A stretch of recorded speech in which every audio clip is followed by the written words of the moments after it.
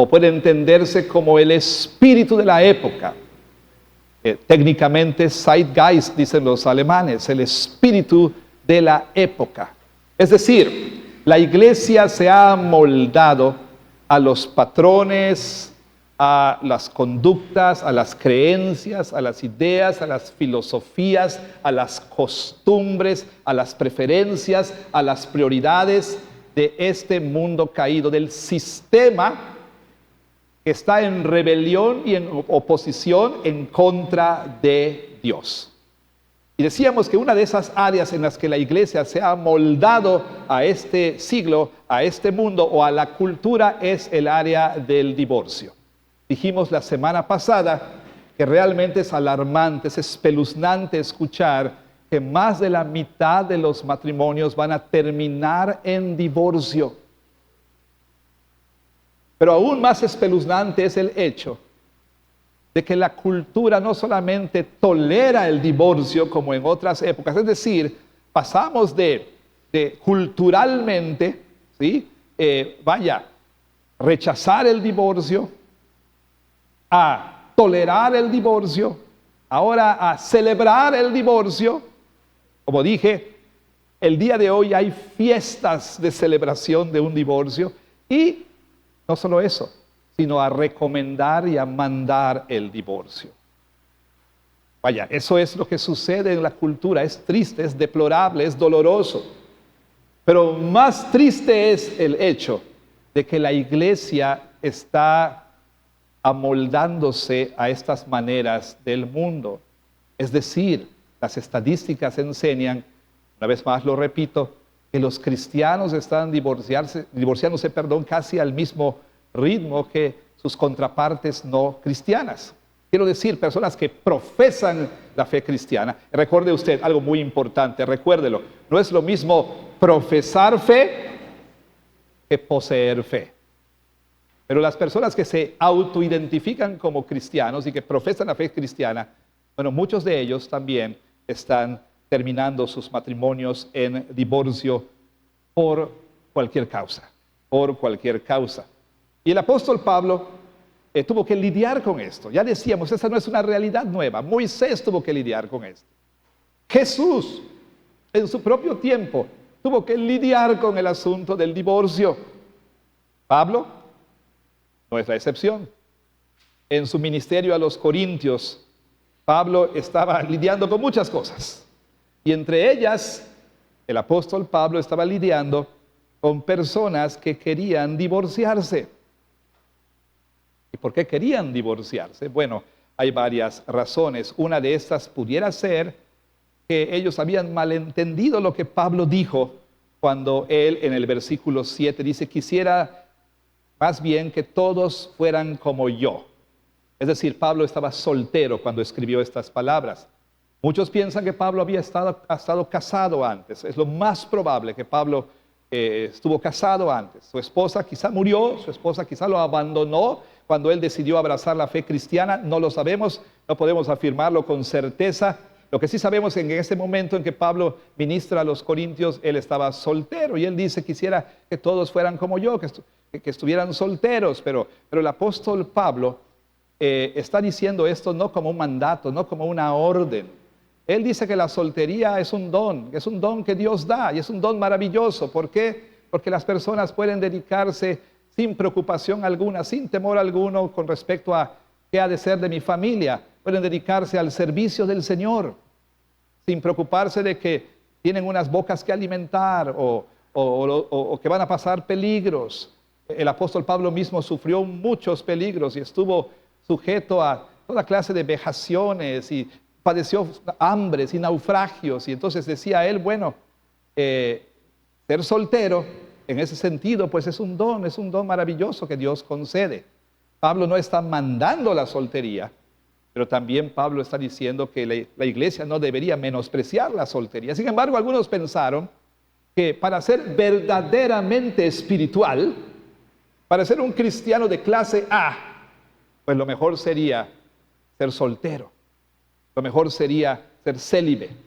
Lo mejor sería, si estaban casados, divorciarse. Y entonces él fue contundente en su enseñanza con respecto al divorcio. Y él dijo, este es el mandato, esta es la orden, este es el mandamiento.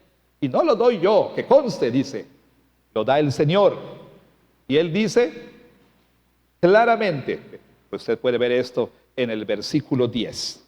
Los que están unidos en matrimonio, mando no yo, sino el Señor, que la mujer no se separe del marido. Contundente el apóstol Pablo allí, siguiendo la enseñanza de Jesús, como vimos la semana pasada. Y si se separa, solo tiene dos opciones. Y por cierto, esto fue para mujer y para hombre, para los dos. Si se separa, dice, quédese sin casar o reconcíliese con su cónyuge. Esas son las únicas dos opciones cuando el divorcio es por cualquier causa que la Biblia no permita. Es decir, solamente hay tres formas en que bíblicamente un matrimonio puede terminar. La primera es obvia, la muerte. El estándar bíblico es hasta que la muerte lo separe. No es hasta que la otra lo separe, sino hasta que la muerte lo separe.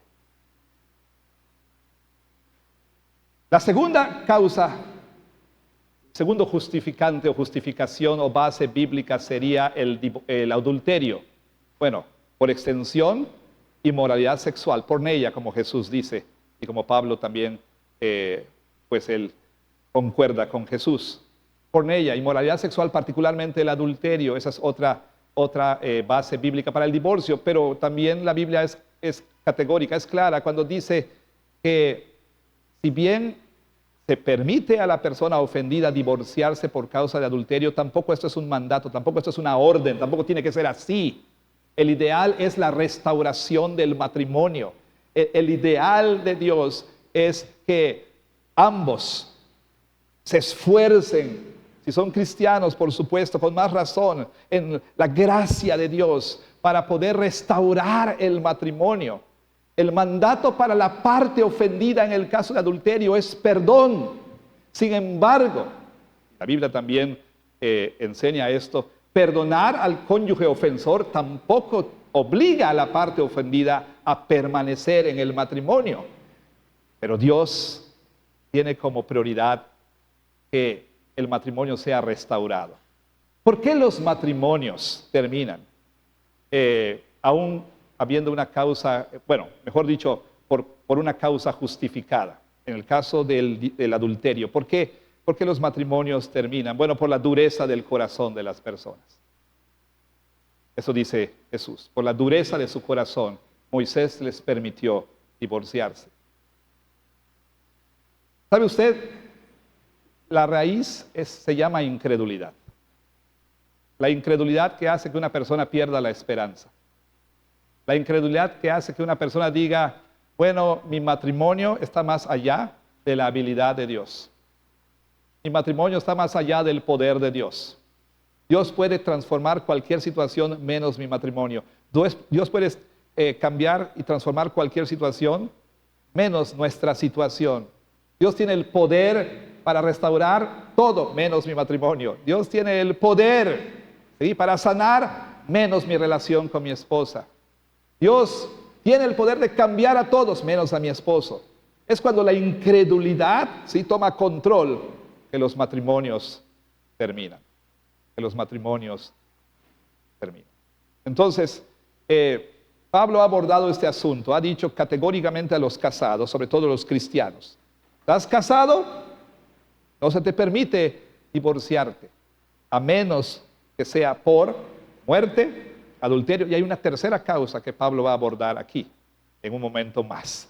Entonces, habiendo dirigido su atención a aquellos que estaban diciendo, Pablo, mira, tenemos que separarnos, porque un verdadero cristiano es aquel que es soltero, que es célibe, o quizás estaban influenciados por el pensamiento dualista griego y decían, bueno, le es al hombre no tocar mujer, bueno, es no tener relaciones sexuales, no, eso es malo para las personas que quieren ser espirituales y dedicadas al Señor. Y entonces había personas cristianas que querían separarse y Pablo dice, no, pero había otra situación, la situación que él aborda en los versículos 12 al 16. Note que dice el apóstol Pablo en el versículo 12.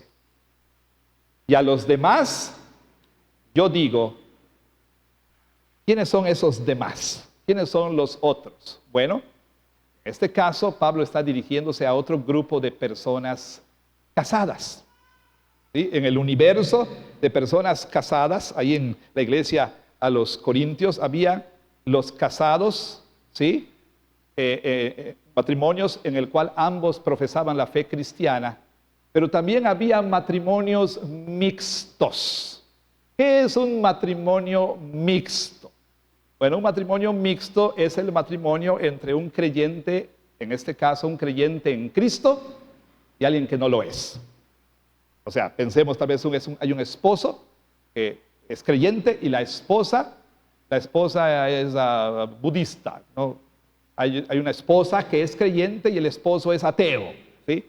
Hay un esposo que es creyente y ella pues no, ella está en la espiritualidad pagana, chakras, yoga, etcétera, ¿no?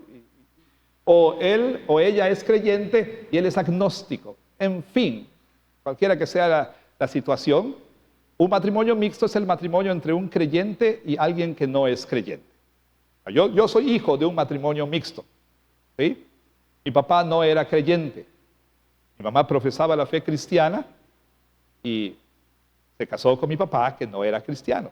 O sea que el Señor no permite. El Señor prohíbe. Por cierto, debo ser muy claro y sobre todo señoritas aquí, abran bien los oídos, por favor, jovencitos aquí, abran bien los oídos. ¿Por qué? Escuchen, niños, escuchen, por favor. Toda persona soltera, ¿sí? Escuchen. Este pasaje ha sido usado como justificante para él entrar a una relación con alguien que no es creyente. Ha sido usado el pasaje aquí diciendo, mira, si el apóstol Pablo está diciendo, ¿sí? Mira lo que dice Pablo. Por ejemplo, dice, ¿cómo sabes si no harás salvo, no? Y entonces, este pasaje ha sido usado para justificar lo que la Biblia prohíbe. De hecho, más adelante el apóstol Pablo va a ser contundente aquí mismo en el pasaje y le habla a las viudas, ¿sí? Sobre todo viudas jóvenes, ¿sí? Bueno, relativamente jóvenes. Ya ve que nuestra cultura es una cultura adolescente, todos somos adolescentes ahora, ¿no? Pero le manda a las viudas y le dice, ustedes pueden casarse, ¿sí? ¿Recuerdan? Primera razón válida para el nuevo matrimonio, la muerte. Pueden casarse, dice Pablo, pero con tal, dice Pablo, que sea en el Señor. ¿Qué quiere decir esto? Que sea en el Señor, que ambos sean creyentes. Señorita, como le busques, ¿sí? No importa que hagas malabares exegéticos. Tanto en el Antiguo como en el Nuevo Testamento, la Biblia es contundente. La Biblia prohíbe los matrimonios mixtos. Y entonces, ¿qué está diciendo Pablo aquí? Leamos el texto con cuidado, por favor. Versículo 12. Ahorita vamos a abordar ese asunto, ¿sí? Y a los demás yo digo, no el Señor. A ver, además dicen algunos, mira, lo que Pablo va a decir no es palabra de Dios. ¿Por qué le está diciendo, yo lo estoy diciendo, no el Señor? De hecho, esto ha llevado a muchas personas a la creencia de que en la Biblia hay cosas que son del Señor y otras cosas que no son del Señor. El pastor Pablo dice, yo lo digo, no el Señor. Entonces, ¿la opinión de Pablo? ¿Son ideas de Pablo? ¿Son las preferencias de Pablo? ¿Debo desechar lo que Pablo está diciendo porque él lo dice y no el Señor? ¿Qué dijo anteriormente en el versículo 10? Dice, a los casados mando, no yo, sino el Señor. Ah, bueno, entonces ahí sí, Dios lo mandó, Jesús lo mandó, no Pablo. ¿Qué está diciendo Pablo? Por supuesto, en el primer caso, es decir, versículo 10, mando no yo, sino el Señor, lo que está diciendo Pablo es que lo que iba a decir en ese momento era una enseñanza que Jesús explícitamente dio cuando estaba en la tierra. ¿Sí? Y él quería que su audiencia, una audiencia de un trasfondo fornicario increíble, ¿sí? Ahí cambiaban de esposa a esposo como se cambian los calcetines, ¿no?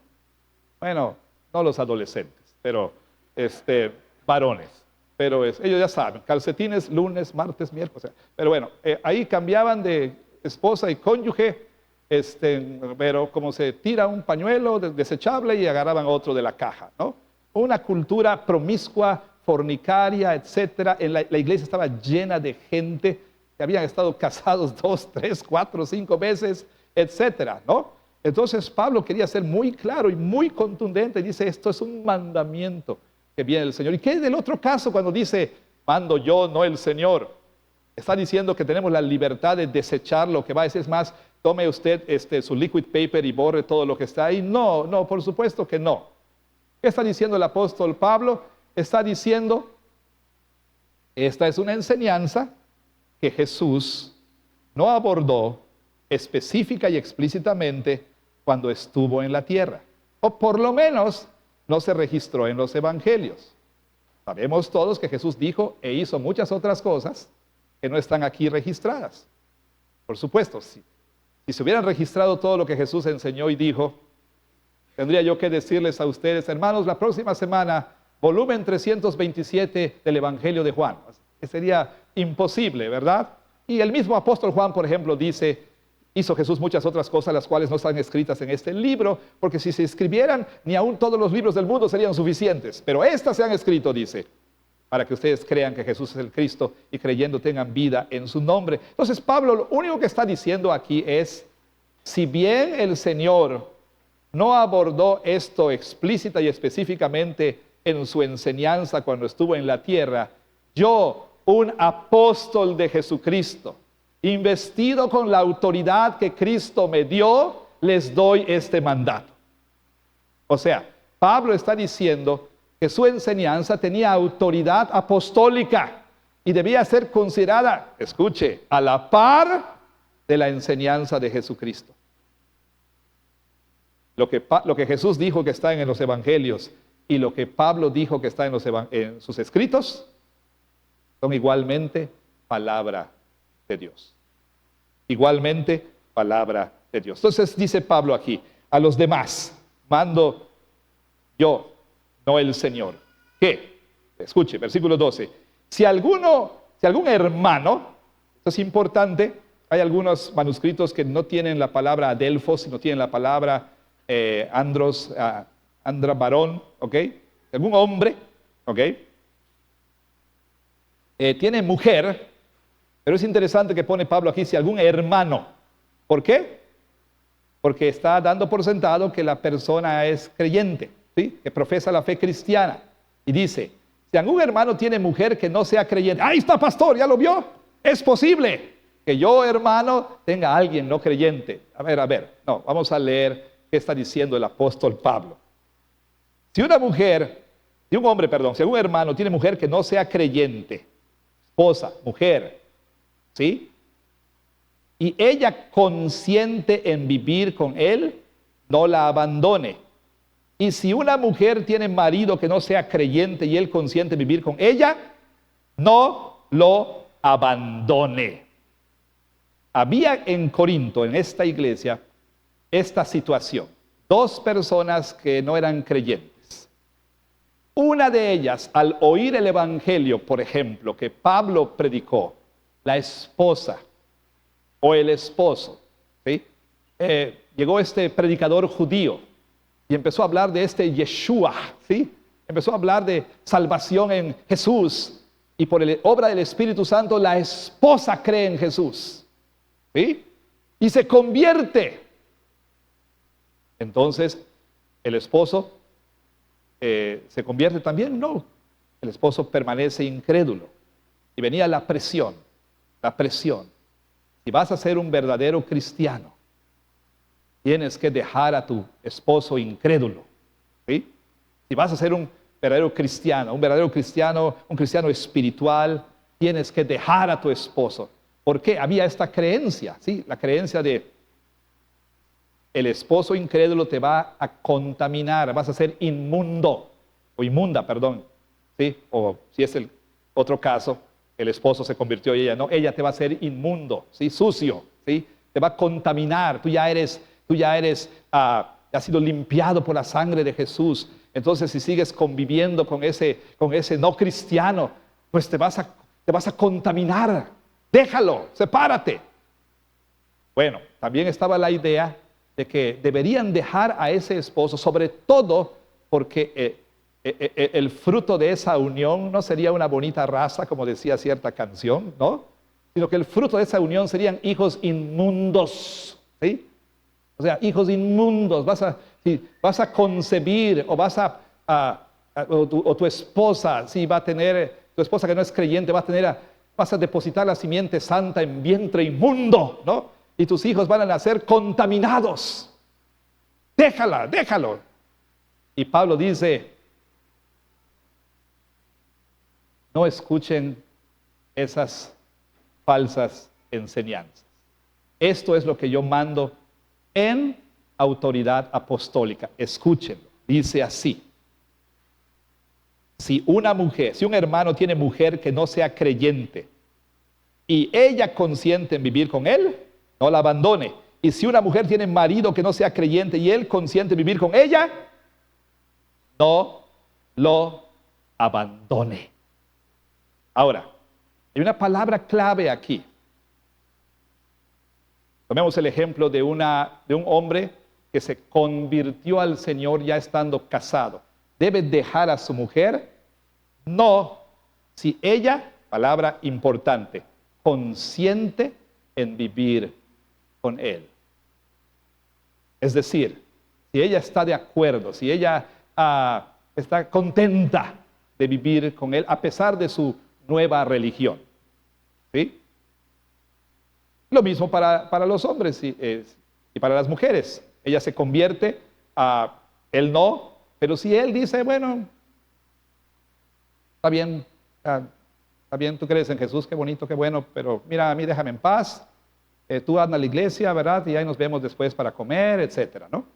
Pero a mí no hay problema, yo te acompaño en Navidad, te acompaño tal vez en Viernes Santo, pero hasta ahí. Si él consiente en vivir con ella, dice Pablo, no lo abandone. No lo abandone. Pero ¿qué si no consiente en vivir con él o con ella? Según sea el caso, lo vamos a ver en un momento más. ¿Sí? Ahora, ¿por qué debe quedarse? ¿Por qué no debe abandonarlo? Mire la razón, aquí está. Versículo 14, la explicación. Porque, en griego una palabrita gar, G-A-R, que es una explicación, ¿sí? Va a decir por qué. ¿Por qué debe quedarse una mujer con su esposo incrédulo si él consiente en vivir con ella? Porque el marido incrédulo es santificado en la mujer y la mujer incrédula en el marido. Pues de otra manera, sus hijos serían inmundos, pero mientras que ahora son santos. ¿Qué está diciendo Pablo? ¿Qué quiere decir con que la parte creyente santifica a la no creyente? ¿Quiere decir que cuando una persona cree en Cristo, automáticamente hace que su cónyuge se convierta y sea salvo? No. O sea, no es como que la parte incrédula contraiga, entre comillas, a Cristo como se contrae un catarro, ¿sí? Porque su esposa anda por ahí y en lugar de despedir feromonas, despide alguna sustancia que se impregna en él y entonces él se convierte. No, eso no quiere decir que la mujer creyente santifica. No es como una especie de, digamos, aromatizante de baño, que esos de baterías automáticos que despiden de tiempo en tiempo y purifica al esposo. No se trata de eso. ¿En qué sentido el marido es santificado? En el sentido de que, número uno, este hombre, lo mismo para las mujeres incrédulas, este hombre o esta mujer, según sea el caso, recibe el beneficio de que ya haya un creyente en casa. Y porque hay un creyente en casa, Dios extiende bendiciones aún a la parte no creyente, por causa del creyente. De hecho, Dios lo hace no solamente cuando se trata del matrimonio. ¿Se acuerda de José? Cuando fue vendido a Potifar. Potifar era el capitán de la guardia de Faraón, pagano de paganos, ¿verdad? Y José fue vendido como su esclavo. Y aparte de que José pues era bien guapo, como dice la Biblia, cosa que a la postre pues hizo que su mujer, su esposa, pues quisiera estar con él. Pero bueno, por causa de José, que era no solamente un muchacho guapo, no nada más era un rostro guapo, era un buen trabajador, ¿verdad? Era honesto, cumplido, trabajador, como debe ser todo cristiano, ¿verdad? Tristemente a veces chispas. Pero bueno, va el plomero con su camioneta que tiene unas calcomanías de que Jesús es mi rey y demás, pero te hace un mal trabajo y no te cumple y venga mañana y etcétera, ¿no? Pero se supone que el creyente debe ser un buen trabajador. Bueno, por causa del creyente, ¿qué dice la Biblia? Por causa de José, Dios bendijo la casa de Potifar, hizo que prosperara. Usted, tú, trabajador cristiano, ¿verdad? Eres causa de bendición para tu jefe pagano, ¿sí? Dios puede mirar, ¿sí? A esa oficina, ¿sí? En una manera, digamos, bondadosa por causa del creyente que está ahí, por causa de la persona creyente. De la misma manera, hablemos de una esposa, se convierte a Cristo. Bueno, por causa de ella, el marido es santificado, ¿sí? Además, ya tiene un testimonio en casa. Está el evangelio cerca, el evangelio ya llegó a casa, ¿sí? Claro está, por supuesto. Eso pone una gran responsabilidad en el cónyuge cristiano, un buen testimonio. Vea usted Primera de Pedro, capítulo 3. ¿Qué le dice Pedro a las mujeres que se convirtieron y todavía estaban casadas con estos maridos incrédulos? Dice así, 1 Pedro 3, asimismo ustedes mujeres estén sujetas a sus maridos, para que también los que no creen a la palabra sean ganados sin palabra por la conducta de sus esposas. ¿Oyeron eso? Por la conducta de sus esposas. Estén sujetas. Todo en su justa medida, hermanos. Se convierte la mujer. El marido dice, bueno, está bien. Vamos a ver cuánto le dura, ¿no? Dice el marido, ¿no? Pero, ok, está bien. Mientras no me molestes a mí con que yo sea cristiano, está bien. Bueno, y la mujer entonces empieza por su servicio al Señor, empieza a, pues no cocinarle, no plancharle, no lavarle. Bueno, gracias a Dios ya pasó el 8M, hubiera yo estado ahí ahorita, ahí mi foto, ¿verdad? Puesta por misógino, machista, opresor, como que lavar, planchar, etcétera, ¿no? Pero bueno, entonces, ¿sabes qué, mi amor? No puedo porque tengo reunión. Es que tengo que ir al coro, tengo que ir a aquello. Y, oye, pero mi uniforme, no, mira, mételo al microondas. No puedo, mira, no puedo y no puedo. Porque tengo que estar en la iglesia, porque es que esto, aquello y lo otro. Mal testimonio, ¿verdad? Mal testimonio. Claro, está el extremo opuesto. Habrá un momento en que la esposa tendrá que decir, es necesario obedecer a Dios antes que al marido, ¿verdad? Habrá un momento apropiado para eso. Pero si usted está casada con un no creyente y lo descuida su hogar, descuida su matrimonio por causa de la iglesia, malísimo testimonio. Malísimo testimonio. ¿Sí? Ahora, ¿qué pasa también cuando alguien profesa fe en Cristo y el marido ve que nada más se cambió de iglesia, pero sigue igual de gritona, de respondona, de enojona, de mandona, o él sigue igual de flojo, lo que ustedes quieran? Nada más se cambió de iglesia, pero no hay un buen testimonio. Pues eso va a hacer que la parte incrédula diga, gracias, pero no gracias, ¿sí? Gracias, pero no gracias. Note que dice aquí, mujeres estén sujetas a sus maridos para que también los que no creen a la palabra, o sea, al evangelio, sean ganados sin palabra por la conducta. Vean qué dice, por la conducta de sus esposas. Consideren su conducta casta, respetuosa. Y luego dice, su atavío no sea el externo de peinados ostentosos, de adornos de oro, de vestidos lujosos. Está diciendo el apóstol Pedro que debe usted lucir, hermana, como la chimoltrufia. No está diciendo eso en lo absoluto. Pero está diciendo aquí que el énfasis, vea usted el versículo 4, lean versículos 3 y 4 juntos para entender lo que está diciendo. El énfasis no debe estar en el exterior, sino el interno, dice. El atavío debe ser el interno, el del corazón, el incorruptible ornato de un espíritu afable y apacible, que es de grande estima delante de Dios. O sea, una mujer cristiana casada con un incrédulo debe estar más preocupada por atraer a su esposo a Cristo que por atraerlo a la alcoba. ¿Ok? Es lo que está diciendo. ¿Cómo?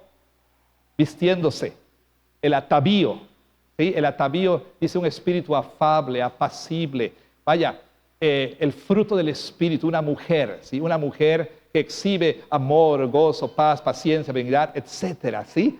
Eso es lo que debe atraer al esposo a Cristo. ¿Cómo mi esposa es así? ¿Por qué mi esposa, pero cómo es que responde así?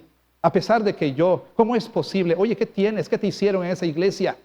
Dime, yo quiero lo que tú tienes, ¿verdad? Es lo que está diciendo el apóstol Pedro. Pero volviendo aquí al punto, ¿sí? Entonces, si el marido o la esposa, según sea el caso, consienten en vivir con él, permanezca. Dice Pablo, no se separe. Y luego dice también la razón, el marido es santificado. Y los hijos, dice, de otra manera serían inmundos. ¿Qué es lo que está diciendo el apóstol Pablo? ¿Qué está diciendo?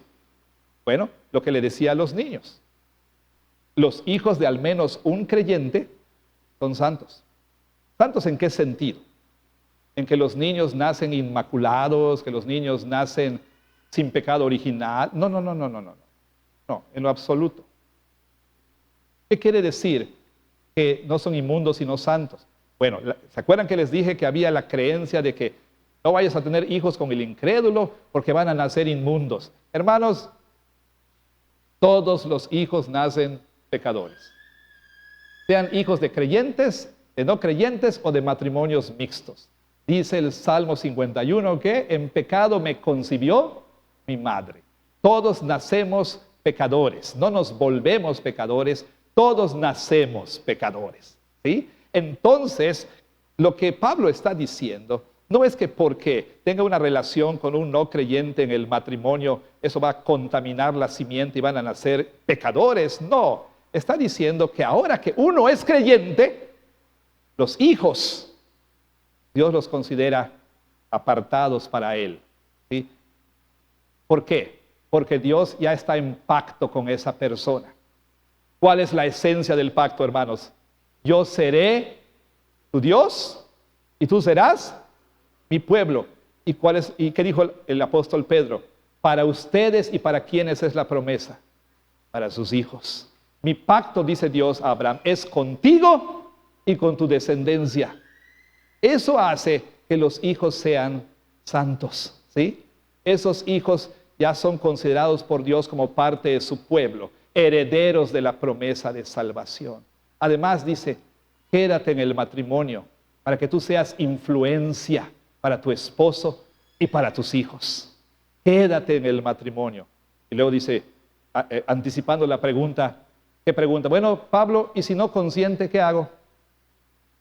Y si yo sí quiero quedarme a pesar de que no es creyente, pero él o ella, según sea el caso, no, entonces, ¿qué puedo hacer? ¿Alguna directriz? ¿Alguna instrucción? ¿Se me permite separarme? Y si me separo, ¿me puedo volver a casar? Porque tú dijiste anteriormente que si me separo, me divorcio por cualquier causa que no sea lo que el Señor permita, entonces solo tengo dos opciones. O me quedo soltero o me reconcilio con mi pareja, o mi esposo o mi esposa, según sea el caso.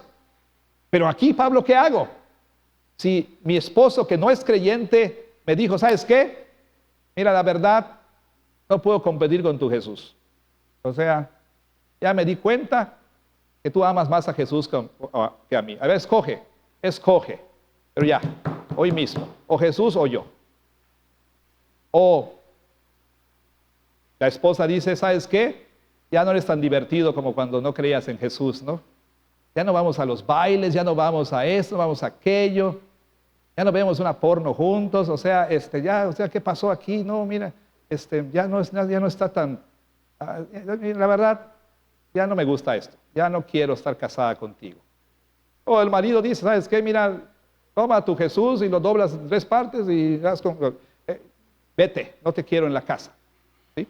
Ahora, hay que ser bien claros aquí, algo muy importante.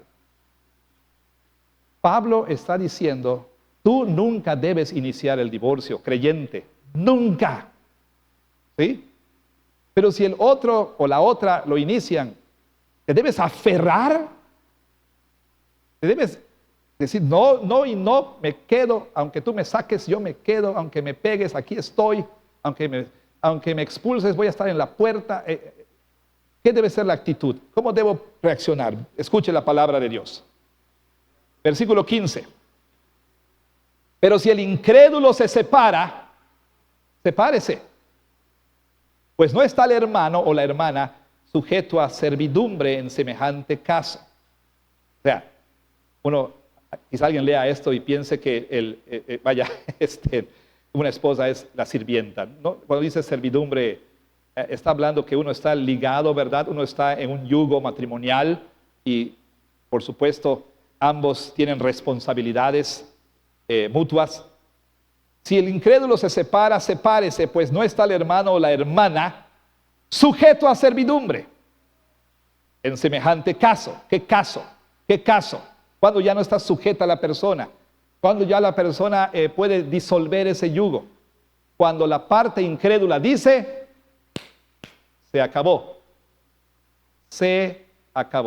ya no soporto más tu religión, ya me fastidié, ¿sí? Ya me fastidié de que no comamos juntos, estoy en la iglesia, yo en mi casa, ya me fastidié que ya no quiero más, se acabó. Ahora, bien importante que entendamos algo. Vamos a Mateo 10. Por favor, un momento, nada más. Mateo 10. Esta es la palabra de Jesús. Jesús dijo estas palabras, duras, pero verdaderas.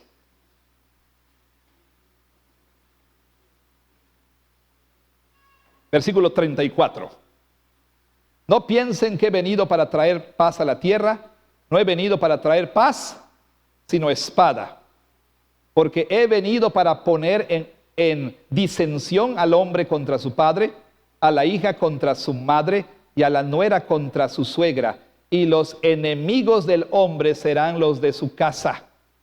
El que ama a padre o madre más que a mí no es digno de mí. El que ama a hijo o a hija más que a mí no es digno de mí. Y el que no toma su cruz y sigue en pos de mí no es digno de mí. ¿Qué está diciendo Jesús?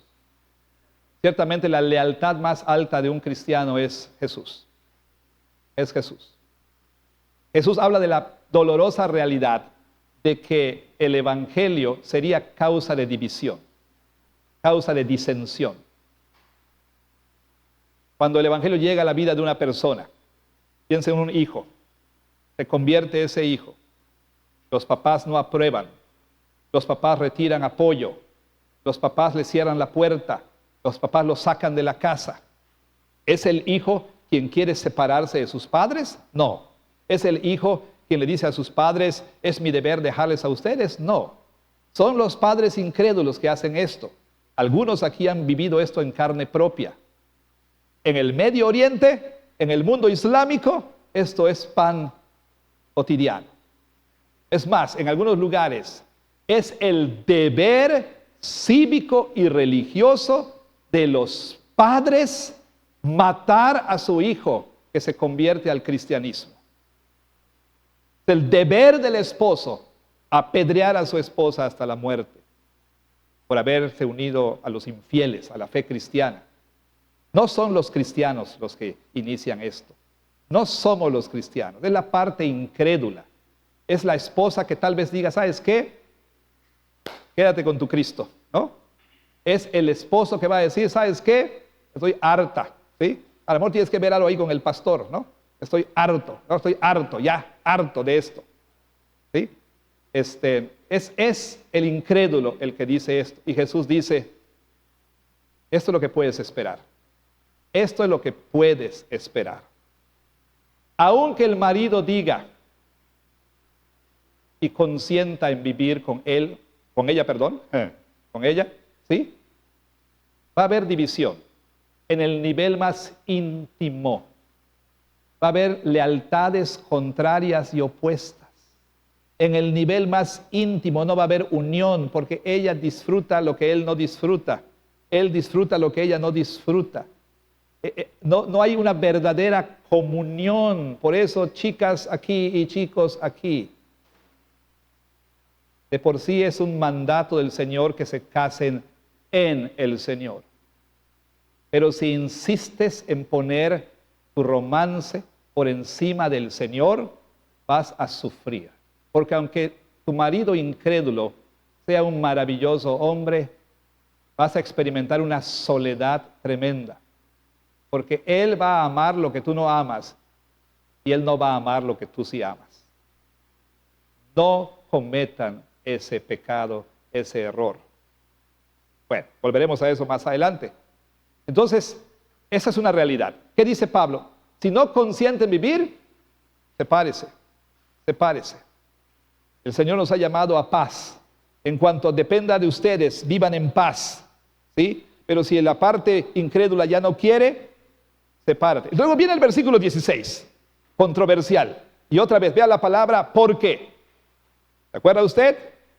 Versículo 14 es la razón por la cual una mujer o un hombre debe quedarse con un incrédulo si él o ella consienten en vivir. ¿Se acuerda?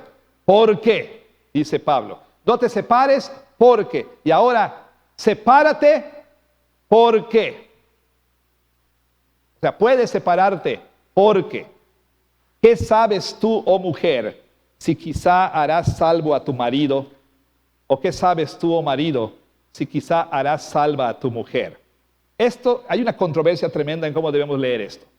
Positivamente o negativamente. Normalmente, ya lo dije, errónea y pecaminosamente, las chicas que insisten en una relación con un incrédulo dicen, es que ¿qué sabes si no lo voy a hacer salvo? ¿No?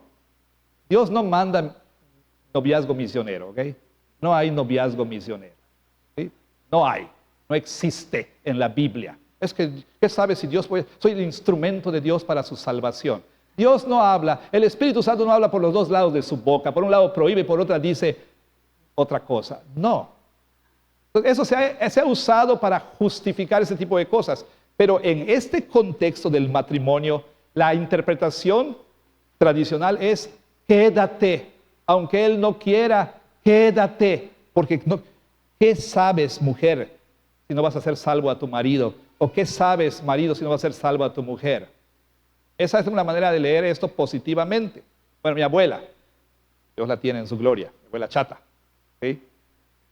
Algunos aquí conocen la historia. Casada con mi abuelo, que en su tiempo fue borracho, pendenciero, mujeriego, mal hablado. O sea, las cosas más ruines y viles salían de su boca y cuando bebía era espantoso, espantoso. Hasta donde yo sé, pues consintió en vivir con mi abuela. ¿Sí? No, yo no sé si alguna vez le dijo vamos a divorciar, no lo sé. Pero consintió en vivir, pero era una vida terrible en muchos sentidos. Tenía algunos desplantes, quizás algunos no lo saben, pero una vez, una anécdota que me contó mi mamá no hace tiempo, está mi abuela ahí en la mesa del comedor, la está visitando el pastor, un pastor muy querido de muchos, don Domingo Zul, ¿no? Y está ahí estudio bíblico y demás. Entra mi abuelo todo molesto, ¿verdad? Y agarra un cuchillo porque seguramente es tu amante y empieza a corretear al pobre pastor alrededor de la mesa y bueno, otro desplante que hizo mi abuelo fue, en ese tiempo tenían un majestuoso y hermoso perro Doberman, Lucky se llamaba. Y entonces un día de culto, borracho, se aparece aquí en la iglesia con su Doberman, ¿no? Y vino a buscar al pastor para retarlo aquí en pleno culto. Ese era mi abuelo. Por más de 20 años o más, no lo sé. Mi abuela todos los días derramaba su alma en el patio de la casa con lágrimas y llanto y suplicando al Señor por él y por mí y otros más, ¿no? Orando y orando. ¿Y qué cree usted? Mi abuelo fue alcanzado por la gracia. Al final de su vida creyó en el Señor, se arrepintió de sus pecados, confesó a Cristo y creo que está en el cielo. Pero no todas las historias tienen un final feliz, ¿verdad? No todas las historias van a terminar así. Ahora, está diciendo Pablo, quédate aunque él no quiera, quédate aunque ella no quiera, porque ¿qué sabes si tú lo vas a hacer salvo? Hay otra manera de leer esto, y esto es negativamente. ¿Qué quiere decir? Negativamente. No te aferres, porque no tienes garantía de que por ti va a ser salvo. No te aferres, ¿sí? Porque no hay ninguna garantía absoluta de que esa persona va a ser salva. Ahora ambas posturas tienen bastante apoyo. Yo me voy más por la segunda, pero hay que estudiar esto más. Yo creo que si ya el marido incrédulo dice, te me vas, ¿qué va usted a hacer? ¿Pelear? ¿Va a ir a las cortes?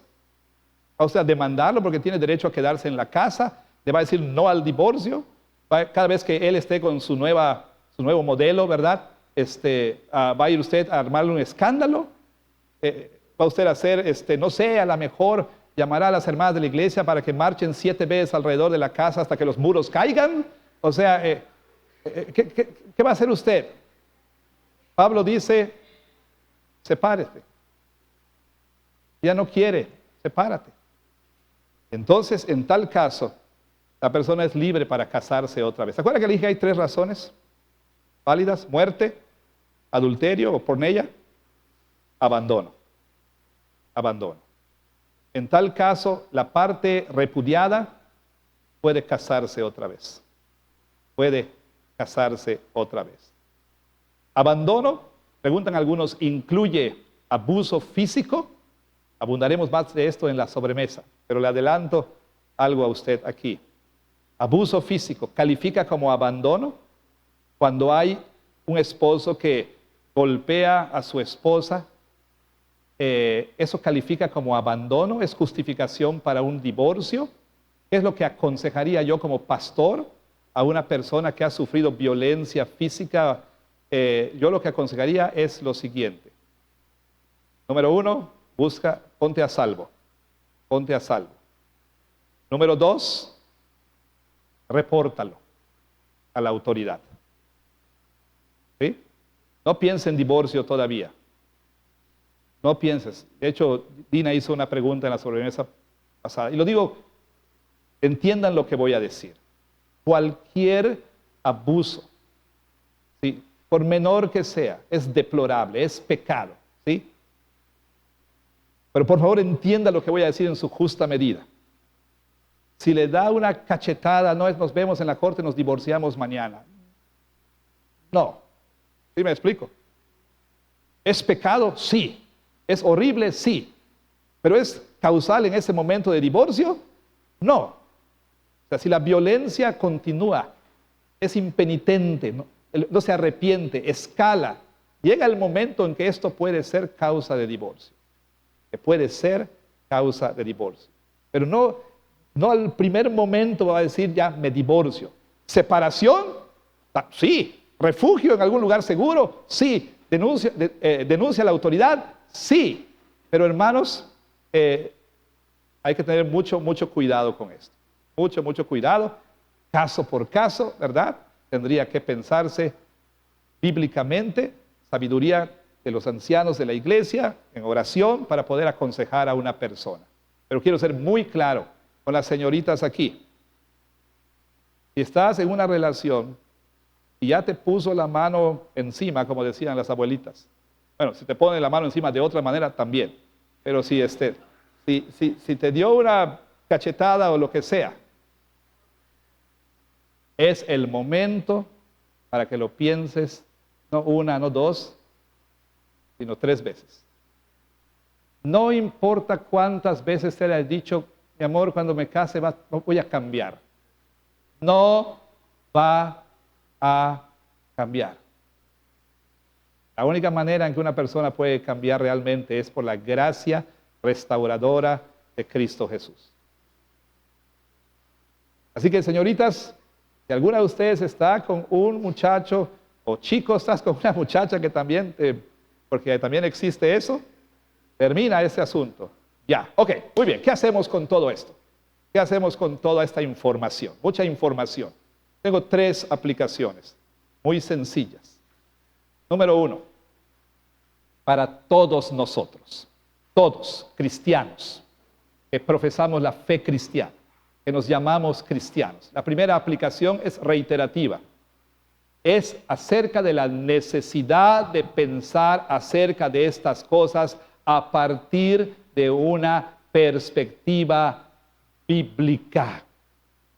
Necesitamos desarrollar una cosmovisión bíblica que incluya una perspectiva bíblica del matrimonio, de la soltería, del divorcio y del nuevo matrimonio, para que cuando usted aborde estos asuntos, para que cuando usted aconseje a sus hijos o a sus amigos que vienen en búsqueda de consejo, ¿sí? Usted pueda aconsejar a partir de una perspectiva bíblica. El llamado es a crecer, a leer, a informarse. Consiga buenos libros. El libro de Neuheiser, Matrimonio, Divorcio, Nuevo Matrimonio, maravilloso. El libro de Keller, El significado del matrimonio, buenísimo. Hay varios recursos que usted puede adquirir aquí en nuestra librería o donde usted quiera. Pero infórmese, pregunte, dígale al pastor, a los ancianos, oye, necesito platicar contigo sobre esto. Desarrolle una perspectiva bíblica. No importa cómo le haya ido en su matrimonio. Por favor, si usted tuvo una mala experiencia matrimonial y de pronto su nieta viene feliz, abuelita, me voy a casar. Ay, niña, ¿qué vas a hacer? Déjame que te cuente. Y empieza a vertir toda su ponzoña ahí, toda su amargura y todo su... no importa cómo nos haya ido, debemos pensar y hablar de esas cosas a partir, no de mi experiencia, sino de lo que la Biblia dice. 2, para aquellos que han pasado por un divorcio, han sufrido el dolor de un divorcio, de una separación, para hijos o cónyuges. El llamado para ustedes es, vengan a Jesús. Si eres creyente, refúgiate en Jesús. ¿Sí? Llora tu llanto en Jesús. Recibe consuelo de Jesús. Y sabe que estás en un mejor matrimonio. Sabe, y debes saber que tú estás en un matrimonio que no va a terminar mal. Estás con un esposo que nunca te va a abandonar. Estás con un esposo que te va a amar, que te va a atesorar, que te va a cuidar, que te va a proteger. Refúgiate en Jesús. Hijos que están sufriendo todavía la separación de sus padres, vengan a Cristo con su llanto. Vengan a Cristo con su dolor. Quizás no lo han procesado todavía. Quizás se lo han tragado por años. Vengan a Él con sus dudas y preguntas. Refúgiense en Jesucristo. 3, para esposos y esposas que están casados con no creyentes. Ya oyeron la palabra de Dios. Ustedes que están en un matrimonio mixto ahora, si su cónyuge consiente en vivir, no lo abandonen, no lo dejen. Denle un buen testimonio, oren por él, vivan de tal manera que le atraigan a Jesús y tengan esperanza en Cristo. Para aquellos que están con un cónyuge no creyente que pues ya ha dicho 2 o 3 veces que ya se quiere salir porque no aguantas tu cristianismo, escucharon la palabra de Dios también en ese sentido. Pero para cualquier matrimonio aquí que esté luchando ahorita, para cualquier matrimonio que aparentemente ya se destruyó, por favor no se rindan a la incredulidad, no se rindan a la desesperanza. Vengan a Jesús. Jesús es capaz, si así lo quiere Él, de restaurar su matrimonio. Ahora, no vengan a Jesús para utilizarlo, para que repare su matrimonio. Y una vez que lo repare, adiós Jesús, gracias, me mandas la cuenta. No, vengan a Jesús por quién es Él. Vengan a Jesús porque Él es el Salvador. Vengan a Jesús porque Él es el Señor. Pero si estás en una experiencia ahora, estás sufriendo, que tu matrimonio se está acabando, no pierdas la esperanza. Ven a Cristo, refúgiate en Cristo.